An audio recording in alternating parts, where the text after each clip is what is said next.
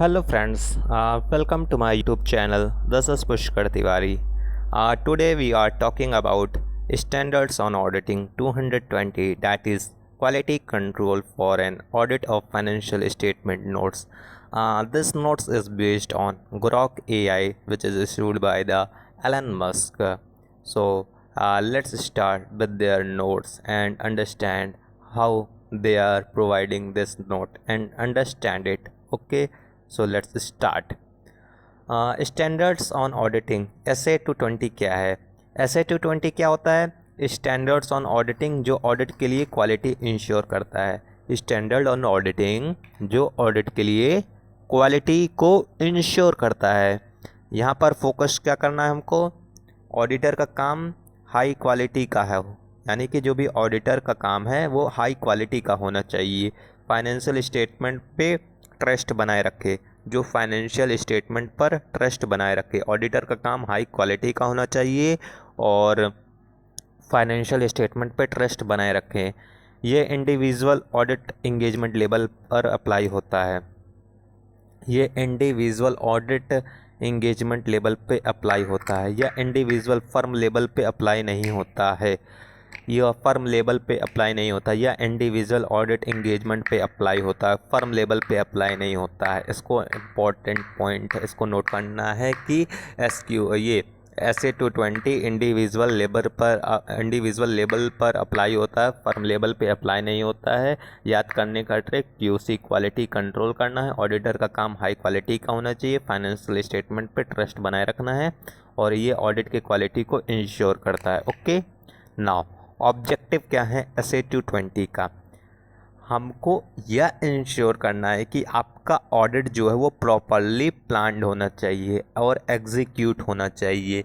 हमको properly plan करना है, एग्जीक्यूट होना चाहिए।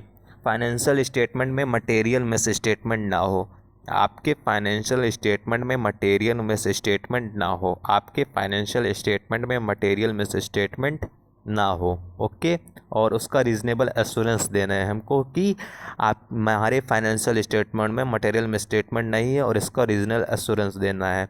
ऑडिटर प्रोफेशनल स्टैंडर्ड को फॉलो करे, ऑडिटर को प्रोफेशनल स्टैंडर्ड को फॉलो करना होता है। याद करने का ट्रिक P, प्लान करना है, एग्जीक्यूट करना, देन एश्योरेंस करना है। Okay, scope of standards on auditing क्या है? 220 स्कोप क्या है? यह अप्लाई करते हैं हम लोग ऑडिट ऑफ फाइनेंशियल स्टेटमेंट में। ऑडिटर का रिस्पॉन्सिबिलिटी क्या कवर करता है कि यहाँ पर हम लोग क्वालिटी कंट्रोल के प्रोसीजर फॉलो करते हैं, टीम का सुपरविज़न किया जाता है, एथिकल रिक्वायरमेंट को फॉलो करना होता है, टीम का सुपरविज़न करना होता है। क्वालिटी कंट्रोल प्रोसीजर हम लोग लेकर के आते हैं, क्वालिटी कंट्रोल का प्रोसीजर लेकर के आते हैं। ऑडिटर का रिस्पॉन्सिबिलिटी क्या कवर करता है? क्वालिटी कंट्रोल प्रोसीजर हो, टीम का सुपरविज़न करना होता है, एथिकल रिक्वायरमेंट को फॉलो करना होता है, QSE क्वालिटी करना है, सुपरविज़न करना है, एथिक्स करना है। की रिक्वायरमेंट क्या है स्टैंडर्ड्स ऑन ऑडिटिंग में? देखो, सबसे पहले लीडरशिप का रिस्पॉन्सिबिलिटी होता है। एंगेजमेंट पार्टनर ऑडिट क्वालिटी के लिए रिस्पॉन्सिबल होता है।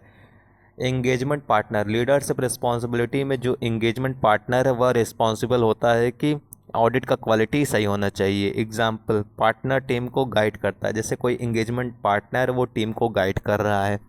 देन एथिकल रिक्वायरमेंट क्या है? इंडिपेंडेंस और ऑब्जेक्टिविटी मेंटेन करना है कि जब भी आप ऑडिट करें उसमें इंडिपेंडेंस और ऑब्जेक्टिविटी मेंटेन हो। ऑडिटर का क्लाइंट से पर्सनल रिलेशन नहीं होना चाहिए, ऑडिटर का क्लाइंट के साथ में पर्सनल रिलेशन नहीं होना चाहिए, ऑडिटर का क्लाइंट के साथ में पर्सनल रिलेशन नहीं होना चाहिए, या इथिकल रिक्वायरमेंट है। देन एक्सेप्टेंस करना, कॉन्टिन्यूएंस, एक्सेप्टेंस एंड कॉन्टिन्यूएंस। क्लाइंट को एक्सेप्ट या कॉन्टिन्यू करने से पहले चेक करो, क्लाइंट को एक्सेप्ट करने से पहले, ऑडिट को कंटिन्यू करने से पहले इसको चेक करो कि इंटीग्रिटी क्या है क्लाइंट का क्या है, ऑडिटर का कैपेबिलिटी क्या है, यानी कि फ्रॉड वाला क्लाइंट को, जो भी फ्रॉड वाला क्लाइंट है उसको रिजेक्ट कर देना है, जो भी फ्रॉड वाले क्लाइंट हैं उनको रिजेक्ट कर देना है। Okay, then assignment of team को असाइन करो, हमेशा स्किल्ड और कॉम्पिटेंट टीम को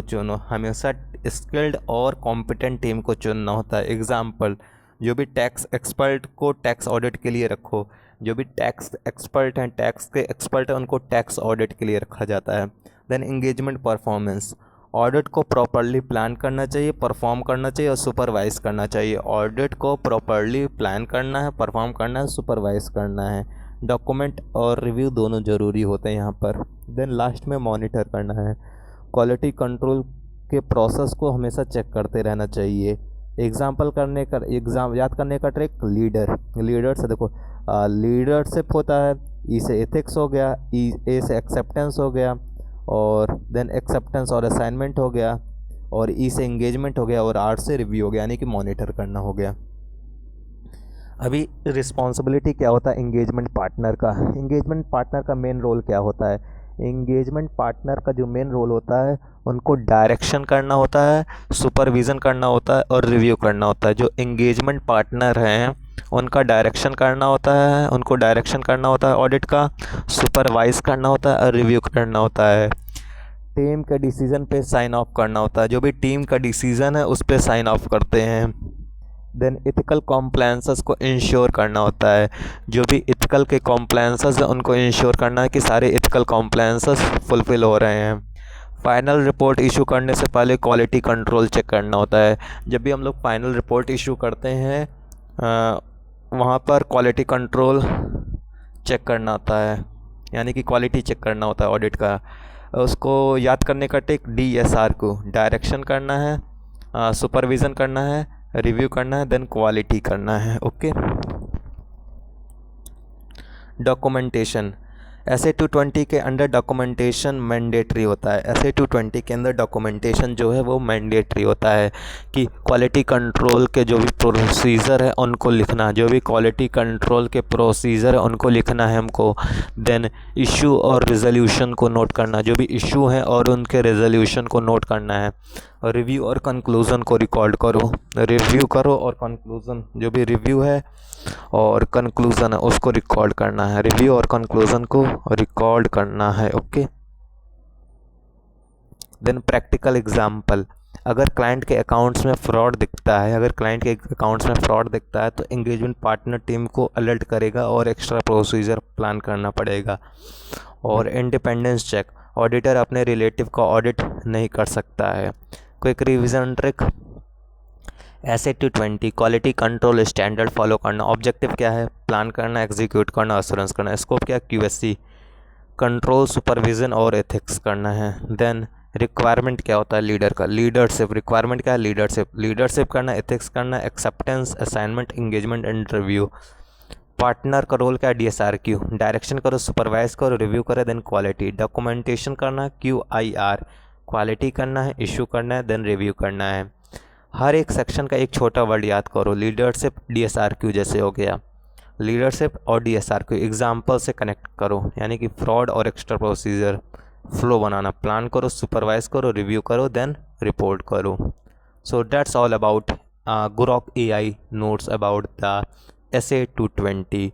I hope you all like it, and please like my video and subscribe the channel. Okay.